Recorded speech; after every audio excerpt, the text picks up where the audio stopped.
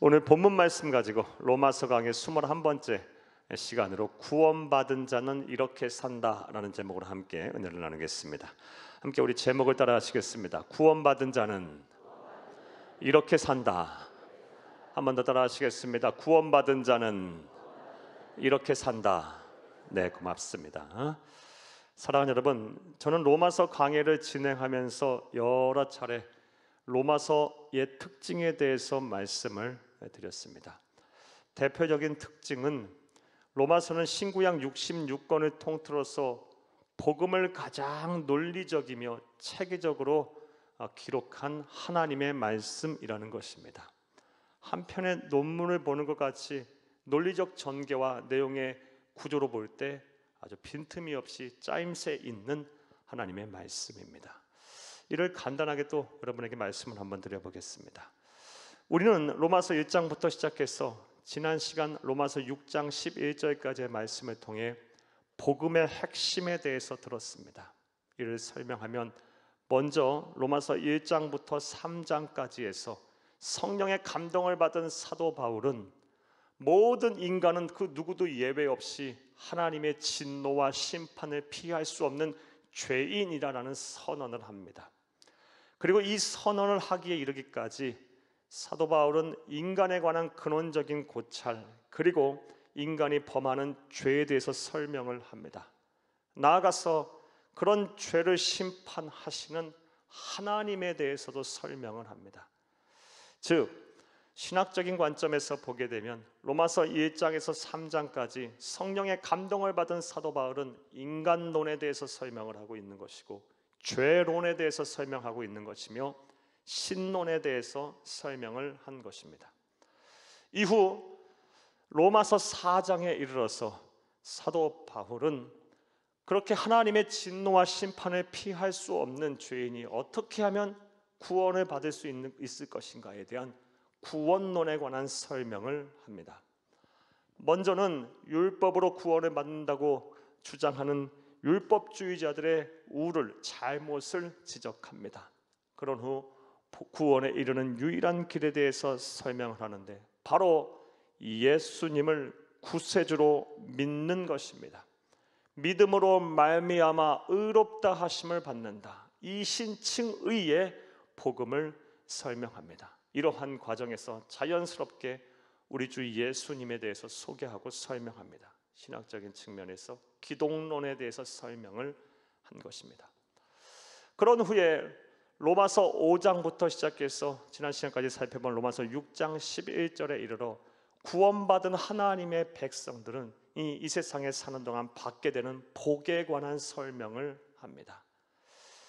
신학적인 측면에서 은혜론에 관해서 설명을 한 것입니다. 정리하면 사도 바울은 로마서 1장부터 시작해서 지난 시간까지 살펴본 로마서 6장 11절에 이르기까지 논리의 꼬리에 꼬리를 물며 복음을 설명하는데 먼저는 인간론에 대해서 설명하고 그 다음에 죄론에 대해서 설명한 이후 신론에 대해서 설명을 하고 구원론에 대해서 설명을 하고 예수님에 대해서 기독론에 대해서 설명을 하고 마지막 은혜론에 대해서 설명을 하며 복음의 핵심을 잘 기술하고 있습니다. 그래서 그런 이후로 신구약 66권을 통틀어서 로마서를 가리켜서 복음의 핵심을 가장 논리적이며 체계적으로 설명한 책이라고 말을 하는 것입니다.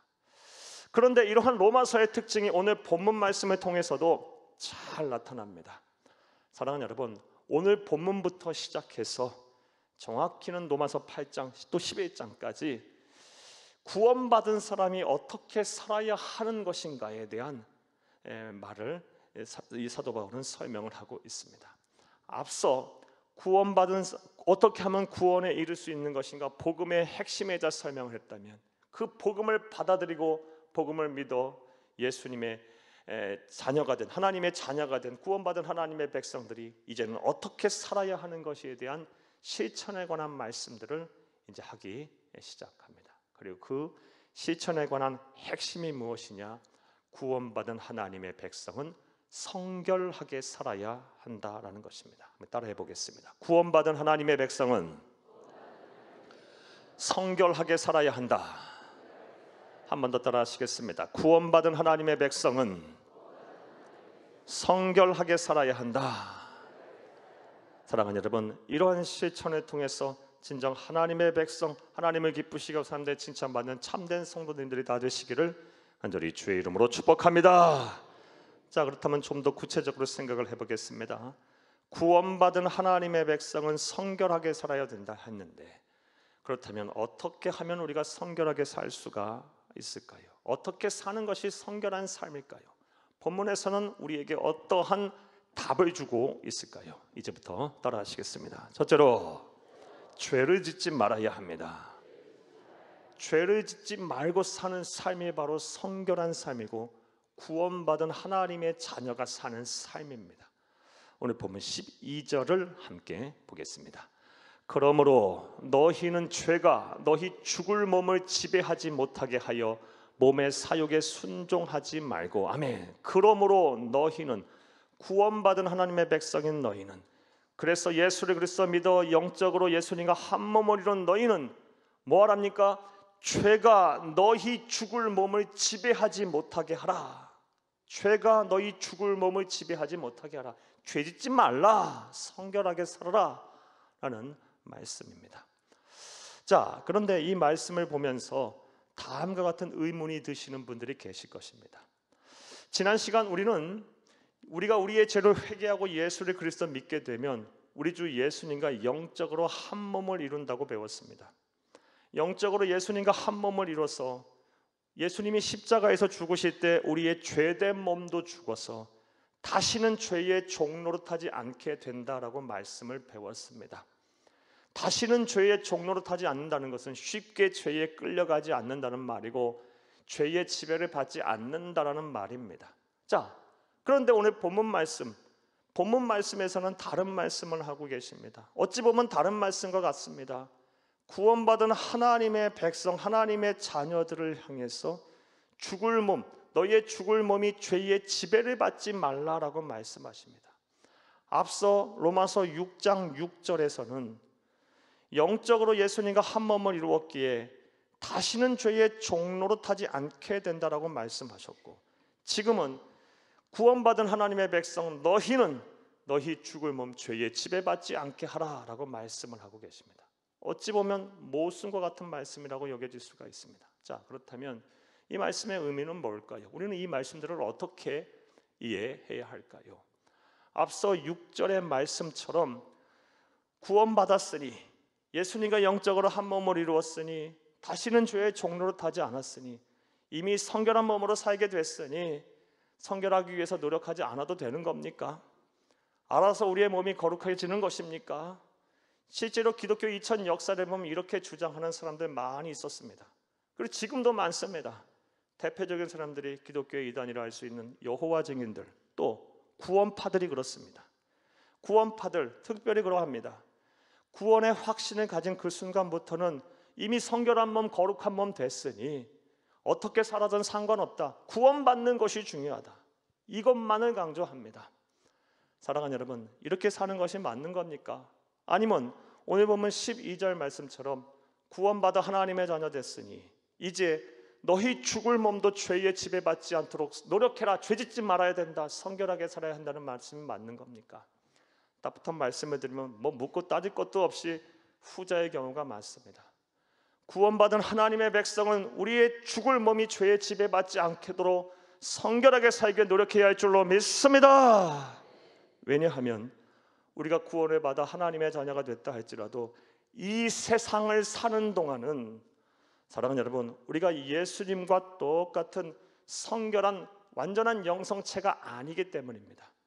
예수님과 똑같이 성결한 몸이 된다라는 거, 성결한 존재가 된다라는 거, 그래서 신학적으로 영화라고 얘기합니다. 영화는요, 천국에 가서 완성이 될 것입니다. 더 정확하게 표현하면 우리 주님께서 재림하실 때 우리의 몸과 육이 완전한 부활한 완전한 영성체 성결한 몸으로 완성이 될 것입니다. 따라서 이 세상을 사는 동안은 우리가 구원을 받고 우리가 죄의 종로를 타지 않는다 할지라도 여전히 우리의 몸과 마음이 나약해서 죄의 유혹도 받고 또 죄를 짓기도 하는 것입니다. 다시 말씀드려서 우리가 믿음으로 거듭났다라는 것은요, 우리의 영혼이 새로워지고 거듭난 것이지 여전히 우리의 본능과 우리의 몸은 죄의 부패성 아래 있는 것입니다. 그래서 이 죄의 부패성 때문에 우리의 본능과 우리의 몸의 죄의 부패성 때문에 죄의 유혹에도 넘어가고 죄를 짓는 것입니다. 이렇게 죄를 짓게 되면 우리의 마음과 생각에 악한 정욕으로 가득해집니다. 그것을 가리켜 오늘 본문 12절에서는 몸의 사욕이라고 표현하고 있습니다. 12절을 함께 보겠습니다.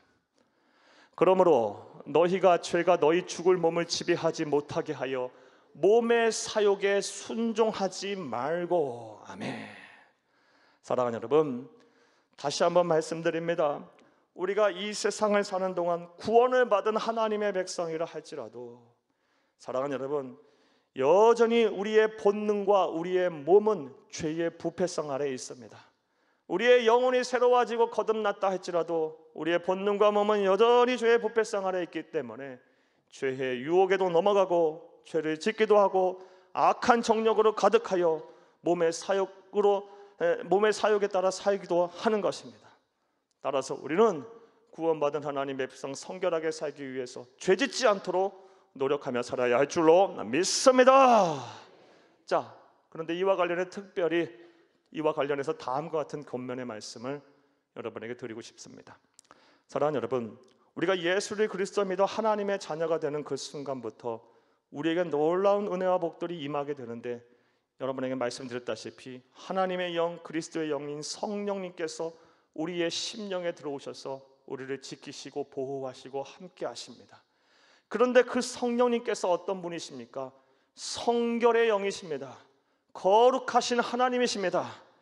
따라서 우리가 예수를 그리스도 믿어 하나님의 자녀가 된 그 순간부터 비록 아직 우리의 본능과 몸은 죄의 부패성 아래에 있다 할지라도 구원받은 하나님의 백성은 구원받기 이전처럼 무턱대고 막 죄짓지 못합니다. 그렇게 못 삽니다. 왜요? 성결의 영신, 거룩하신 영신 성령님께서 우리 안에 계셔서 우리를 가르치시고 책망하시고 깨닫게 하시기 때문이에요. 사랑하는 여러분, 그런데 문제는 하나님의 백성 가운데 몸과 마음이 나약해서 이 죄의 유혹에 쉽게 양보를 하고 타협하고 그러한 상황을 애써 합리화한다라는 것에 문제가 있습니다. 하나님의 백성 세상 사람들처럼 막 죄짓고 안 살아요. 그런데 문제는 무엇이냐? 우리가 죄를 짓는 것에 대해서 자꾸 양보를 하고 타협을 하고요, 합리화를 해요. 이게 우리의 문제예요. 사랑하는 여러분, 여러분들은 어떠십니까? 예를 한번 들어보겠습니다. 많은 성도들이 이렇게 생각합니다. 세상은 악하고 패역하고 음란하고 경쟁은 치열하고 사랑은 식고, 그래서 그런 세상에서 살려면 우리 또한 그럴 수밖에 없다, 그런 존재가 될 수밖에 없다라고 생각해요. 세상이 악한데 내가 어떻게 그 가운데서 선하게 살 수 있냐? 그런 세상에서 성공도 해야 하고 그런 세상 속에서 부대껴 살려고 한다면 그런 세상 사람들처럼 탈세도 해야 하고 투기도 해야 하고 거짓말도 해야 하고 얕게도 살아야 하지, 그렇게 안 살면 세상에 살 수가 없다라고 합리화하는 분들이 얼마나 많은지 몰라요. 무엇보다 마음으로는 원이로되 육신은 연약해서 어쩔 수 없다 하면서 성결의 노력조차 쉽게 하지 아니하시는 분들이 얼마나 많은지 몰라요. 다시 한번 여러분에게 여쭤보겠어요. 여러분들은 어떠십니까? 여러분, 성결하게 살기 위해서 여러분 어떠한 노력을 하고 계십니까? 죄짓지 않기 위해서 여러분은 어떠한 노력을 하고 계십니까? 하나님의 백성은, 구원받은 하나님의 자녀는 성결하게 살아야 합니다. 성결하게 산다는 건 죄짓지 않고 사는 것입니다. 죄와 타협하지 않는 것입니다. 죄를 용납하지 않는 것입니다. 우리가 짓는 죄를 합리화하지 않는 것입니다.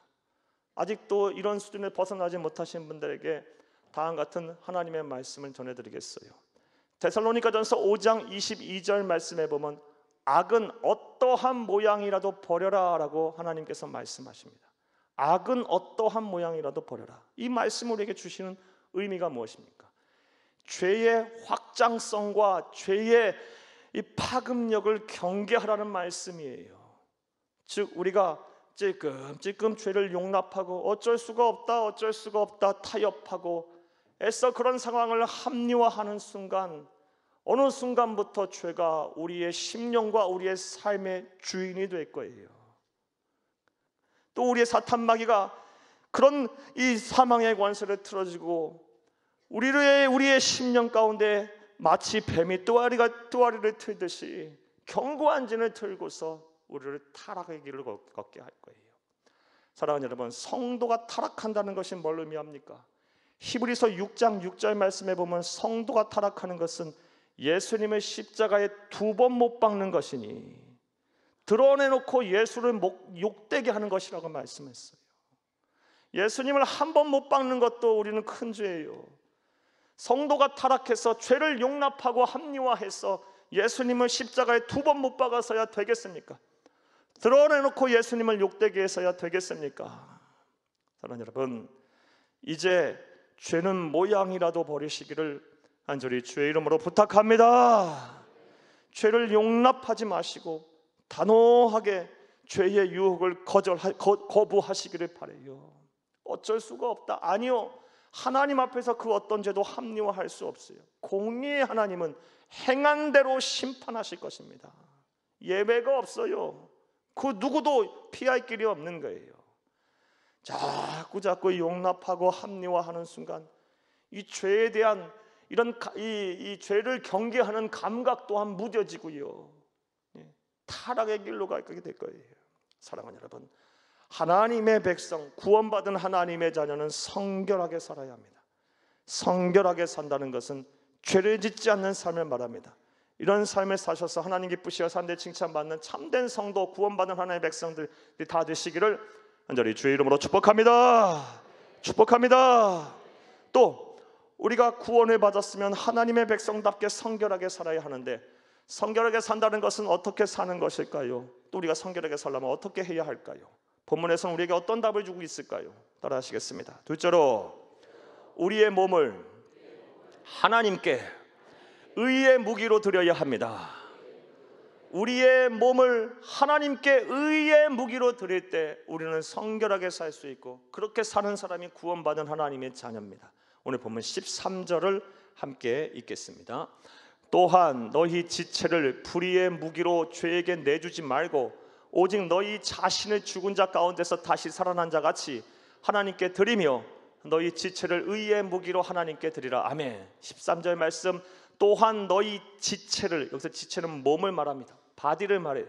몸을 불의의 무기로 죄에게 내주지 말고 오직 너희 자신을, 여기서 자신과 지체는 같은 병행어예요. 같은 말이에요. 몸을 죽은 자 가운데서 다시 살아난 자 같이, 죽은 자 가운데 다시 살아난 자가 누굽니까? 예수님처럼 하나님께 드려라. 어떻게? 너희 지체를, 너희 몸을 의의 무기로 하나님께 드려라. 예수님처럼 그렇게 해라. 그러면 성결하게 살 수 있다. 예수님처럼 성결해진다. 하나님이 우리에게 주신 말씀이에요. 사랑하는 여러분, 하나님의 백성은, 구원받은 하나님의 자녀는 성결하게 삽니다. 성결하게 살려면 우리의 몸을 의의 무기로 하나님께 드려야 합니다. 자, 그렇다면 의의 무기로 하나님께 드린다는 말의 의미는 뭘까요? 이거 간단한 얘기예요. 의의 무기로 하나님께 드린다는 것은 우리의 몸을요, 하나님의 나라와 주의 몸된 교회와 어려운 이웃을 위해 하나님이 쓰시는 도구가 되게 하라는 거예요. 다시 말씀드려서 우리의 시간을 드리고 우리의 물질을 드리고 우리의 재능을 드리고 우리의 삶을 드려서 하나님을 기쁘시게 하는 일을 하라라는 것입니다. 그리하면 성결한 삶을 살 수 있다라는 것입니다. 이것은 에베소 교회를 향한 권면의 말씀을 통해서도 분명히 알 수 있습니다. 에베소서 4장 28절을 함께 읽겠습니다. 도둑질하는 자는 다시 도둑질하지 말고 돌이켜 가난한 자에게 구제할 수 있도록 자기 손으로 수고하여 선한 일을 하라. 아멘. 에베소서 4장 28절 말씀, 도둑질하는 죄를 짓는 자들을 향해서 도둑질하지 말라, 죄 짓지 말라, 거기서 끝나지 않았어요. 뭘 말씀합니까? 돌이켜서 가난한 자에게 구제할까지 할 수 있도록 자기 손으로 수고하여 선한 일을 하라. 하나님은 우리가 죄를 짓지 않는 수준에만 머물기를 원하지 않으세요. 거기서 더 한 걸음 나아가서 또 다른 경지에 이르기를 원하세요. 우리가 하나님을 기뻐하시는 일, 의의 무기로 우리의 몸을 드리기를 원하시는 거예요. 그리하면 성결한 삶을 살 수 있다는 것입니다. 자, 그럼 또 생각을 해보겠어요. 의의 무기로 하나님을 기뻐하신 일을 행하는 것과 성결하게 산다는 것은 어떠한 상관관계가 있을까요? 우리가 우리의 몸을 의의 무기로 드리면 성결하게 살 수 있다는데 어떻게 이런 일이 일어날까요? 사랑하는 여러분, 이 답을 생각하는 거 그렇게 어렵지가 않습니다. 사랑하는 여러분, 사람의 마음은 언제나 하나입니다. 한 길이에요. 이게 무슨 얘기냐? 여러 가지 일을 한 번에 할 수 있는 능력을 갖춘 사람이라 할지라도 사람의 관심은 하나예요. 최우선 관심은 언제나 하나 있기 마련이에요. 이건 사람과의 관계에서는 마찬가지입니다. 연애하고 결혼하면서 나는 이 사람도 정말 사랑하면서 이 사람도 정말 사랑한다라고 할 수 없어요. 사람의 마음은 하나인 거예요. 그래서 그게 창조의 섭리예요. 그래서 성경에서는 두 마음을 품은 자를 가리켜 정직하지 못한 자라고 말씀하고 계세요. 사람의 마음은 오직 하나니까요. 따라서 우리가 주를 위해서 헌신하고 봉사하고 섬기는 일을 열심히 하게 되면 죄질 겨를이 없어요. 정신이 그쪽으로 안 가요. 사랑하는 여러분, 그럴 시간도 없어요. 주를 위해 사는 것도 바쁜데 내 마음이 오로지 관심이 거기 가 있는데 죄질 여력이 어디 있어요? 원망과 불평하고 짜증하고 미워하고 불의를 행하는 그런 시간적 여유가 어디 있습니까? 시간이 남아 돌아야 하는 거예요. 관심이 그쪽에 가 있으면 그렇게 되는 거예요. 그런 의미로 볼 때 하나님의 백성, 구원받은 하나님의 자녀들은 삶이 바빠야 돼요. 예배드리기 바빠야 하고요, 기도와 선교와 구제하기에 바빠야 하고요, 주의 몸된 교회에 봉사하기 바빠야 하고요, 어려운 이웃을 돕기에 바빠야 합니다. 주일에도 바빠야 돼요. 예배만 겨우 드리시면 안 돼요. 새벽부터 막 교통 안내도 하셔야 되고요, 유아 어린이 청소년 교회의 교사로도 섬겨야 하고, 이렇게 찬양단 찬양대도 하셔야 되고, 안내와 또 헌금으로 봉사하고 식당에서도 봉사하고, 무엇보다 가난하고 병든 자들 돌보기도 하고 그들을 위로하고 도와주기도 해야 돼요. 그러다 보면요, 사랑하는 여러분, 우리의 정신이 딴 데로 안 가요. 죄짓지 않아요. 그거 하기도 바쁘고 그것을 통해서 우리가 얻는 기쁨이 얼마나 큰데요. 사랑하는 여러분, 의의 무기로 여러분의 몸을 하나님께 온전히 드리시기 바랍니다. 그리하면 하나님께서 여러분을 성결케 하실 것이고 구원받은 하나님의 백성답게 성결한 삶을 살게 될 것입니다. 우리 예수님처럼 살게 될 것입니다. 이렇게 사는 사람들이 바로 구원받은 하나님의 자녀들입니다. 이런 은혜와 실천이 저와 여러분 가운데 온전히 있기를 간절히 주의 이름으로 축복합니다. 축복합니다. 자, 또 구원받은 하나님의 백성은 성결하게 살아야 하는데, 성결하게 살기 위해서 우리는 어떻게 살아야 할까요? 어떻게 사는 것이 성결한 삶일까요? 본문에서 우리에게 어떠한 답을 주고 있을까요? 따라 하시겠습니다. 셋째로, 하나님의 은혜 안에 있어야 합니다. 구원받은 하나님의 자녀들, 구원받은 하나님의 백성, 성결한 삶을 사는 사람들은요, 하나님의 은혜 아래 늘 있습니다. 오늘 보면 14절을 함께 보겠습니다. 죄가 너희를 주장하지 못하리니 이는 너희가 법 아래에 있지 아니하고 은혜 아래에 있음이라. 아멘. 14절을 쉽게 번역을 하면요, 너희가 하나님의 은혜 아래에 있으면, 율법의 지배를 받지 아니하고 하나님의 은혜 아래에 있게 되면 죄가 너희를 주장하지 못한다. 죄가 너희를 지배하지 않는다. 죄짓지 않고 살고 성결하게 살 수 있다. 하나님의 은혜 아래에 있어라, 이 말이에요. 자, 그렇다면 하나님의 은혜 아래에 있다라는 말의 의미는 뭘까요? 하나님 사랑하는 여러분, 우리가 하나님의 은혜 아래에 있다라는 것은요, 하나님의 은혜를 먼저 잊지 않는 삶을 산다는 걸 말해요. 하나님의 은혜를 잊지 않는 거예요. 하나님의 은혜를 늘 기억하는 거예요. 기억만 하고 잊지 않는 것에서 더 나아가서 하나님의 은혜에 감사하며 어떻게 그 은혜에 보답할까를 늘 노력하는 삶을 사는 것이 바로 하나님의 은혜 아래에 있는 삶임을 믿으시기를 간절히 주의 이름으로 부탁합니다. 하나님의 은혜를 잊지 아니하려고 막 발버둥치고 그 은혜가 너무 고맙고 감사해서 어떻게 하면 그 은혜에 보답할까 노력하는 사람, 성결하게 산다는 거예요. 자, 그렇다면 또 생각해봐요. 그렇게 하나님의 은혜 아래에 있는다는 것과 성결하게 사는 건 또 어떤 상관관계가 있을까요? 하나님의 은혜 아래에 있게 되면 죄짓지 않고 산다라는데 어떻게 이런 일들이 일어나게 될까요? 이 또한 답 찾는 거 그렇게 어렵지 않아요. 여러분 생각을 해보시기를 바랍니다. 한 주인이 있고 한 종이 있다고 생각을 해봐요. 근데 이 종이 주인에게 큰 은혜를 입었어요. 목숨을 내놓고도 갚을 수 없는 그런 은혜를 받았다고 생각을 해봐요. 그렇다면 그리고 이 종이 그 은혜를 늘 기억하고 살아요. 어떻게 하면 우리 주인의 은혜에 보답할까? 네 생각뿐이에요. 자, 그렇다면 사랑하는 여러분, 이 종이 주인을 배신할까요? 주인의 뜻과 거스르는 삶을 살까요? 안 그러겠죠. 결초보원하려고 그럴 거예요. 목숨을 내뱉어서 어떻게든 주인의 뜻대로 살려 노력할 거예요.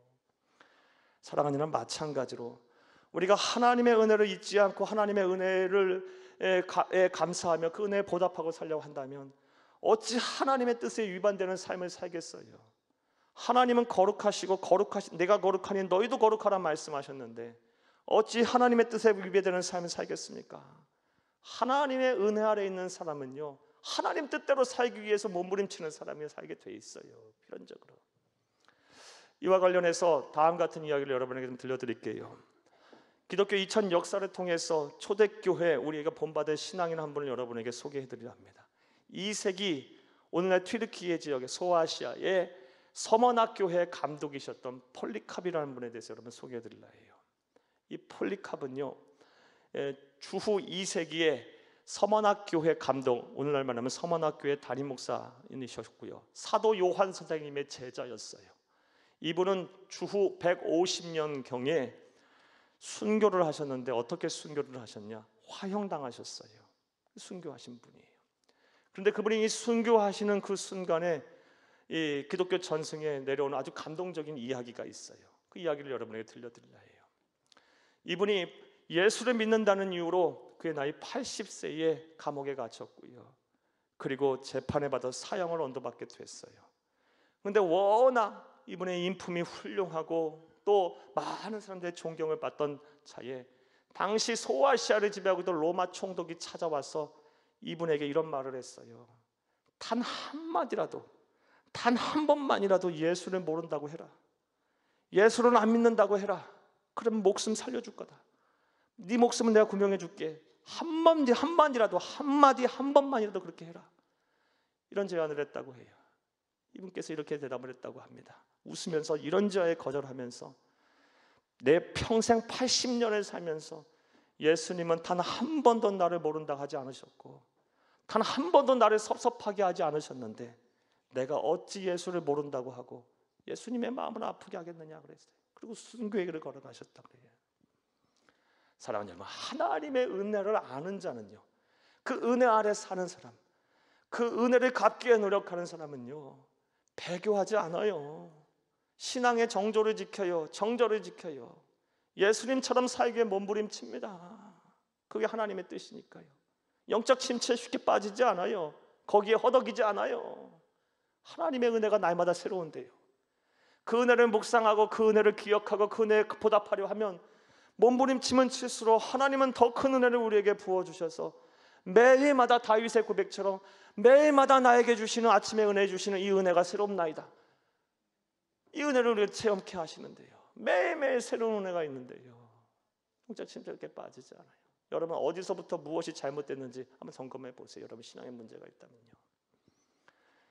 구원의 기쁨, 영생 은혜가 내 속에 생생하게 살아있는가, 내가 하나님의 은혜 속에 살고 있는가를 점검하세요. 여기서부터 시작을 다시 하세요. 그러면 감사하며 살 수 있을 것이고 성결하게 살 줄로 믿습니다. 말씀 맺겠어요. 사랑하는 여러분, 우리가 예수를 그리스도 믿게 되면 구원을 받습니다. 그런데 하나님의 자녀, 하나님의 백성이 구원받는 것이 우리의 인생의 목표, 신앙의 최종적인 목표가 되어서는 안 됩니다. 그건 당연한 거고요. 그렇다면 우리 구원받은 하나님의 백성의 신앙의 최종적인 목표는 무엇이 되어야 할까요? 우리 예수님처럼 성결한 존재가 되는 것입니다. 한마디로 표현하면 작은 예수가 되는 것이 저와 여러분의 신앙의 목표이자 인생의 목표가 되어야 할 줄로 믿습니다. 언젠가 저와 여러분 다 이 세상의 삶이 끝나고 하나님 앞에 설 날이 올 것입니다. 그때 우리는 이미 구원받은 하나님의 자녀이기에 아직도 이 문제가 해결되지 않아서 이 문제부터 해결을 해야 하고, 빨리 제2로 회개하고 예수 그리스도를 믿어야 하고, 예수님을 남은 여생은 주께 맡겨야 하고, 우리는 이미 구원받았기에 이 구원의 문제는 떠나서 우리가 하나님 앞에 섰을 때 우리가 하나님과 해결을 해야 할 것은요, 하나님이 우리에게 주는 상급을 결정할 거예요. 무엇으로 판단하고 어떤 기준으로 우리에게 상급을 하나님께 주실까요? 간단해요. 네가 얼마나 나를 닮았냐, 얼마나 작은 예수가 되게 노력했느냐, 이것이 우리의 심판의 기준일 거예요. 사랑하는 여러분, 구원받은 하나님의 백성은 성결한 삶을 사는 것이 인생의 최종 목표여야 됩니다. 성화의 길을 가서 언젠가 천국에 이르러 언젠가 예수님 재림하실 때 영화로운 존재가 이르게 되는 것이 우리가 인생의 최종의 목표고 신앙의 목표가 되어야 할 줄로 믿습니다. 이를 위해 오늘 우리에게 주신 말씀을 꼭 기억하시고 실천하시기를 바랍니다. 먼저는 죄를 짓지 말아야 합니다. 그런데 말씀드렸다시피 하나님의 백성 무턱대고 막 세상 사람처럼 죄 짓지 않아요. 하나님의 영인 성령님이 우리 안에 거하시는데 우리가 무턱대고 막 죄 짓겠어요? 그렇지 않아요. 그런데 문제는 자꾸 죄를 용납하고 양보하고 타협하고 그런 상황을 합리화한다는 데 문제가 있어요. 사랑하는 여러분, 공의로우신 하나님 앞에 그 어떤 합리화도 통하지 않아요. 행한 대로 심판하실 것입니다. 죄 짓지 않게 노력하시고 죄의 유혹에 단호하게 거부하시고 죄 졌으면 실수라도 죄 졌으면 회개하시고 다시는 그런 죄를 짓지 않도록 부단히 노력하시기를 바랍니다. 또한 우리의 몸을 의의 무기로 하나님께 드리시기를 바랍니다. 우리의 시간을 드리고 우리의 물질을 드리고 우리의 삶을 드리고 우리의 재능을 들여서 하나님을 기쁘시게 하는 일을 행하세요. 그리하면 할수록 그것에 더 관심을 가지면 가질수록 더 우리의 마음을 쏟으면 쏟을수록 우리는 죄 짓지 않고 성결한 삶을 살게 될 거예요. 하나님께서 그렇게 이끌어 가실 거예요. 무엇보다 우리는 하나님의 은혜 아래 있어야 합니다. 이 은혜를 잊지 말아야 합니다. 은혜를 기억해야 합니다. 은혜에 보답하게 노력해야 합니다. 사랑하는 여러분, 이런 은혜와 실천이 여러분 가운데 있으셔서 저와 여러분 가운데 있어서 하나님 기쁘시고 사람들이 칭찬받는 진짜 구원받은 성도, 성결한 성도로 성결한 하나님의 백성으로 사시기를 간절히 주의 이름으로 축복합니다. 축복합니다. 축복합니다.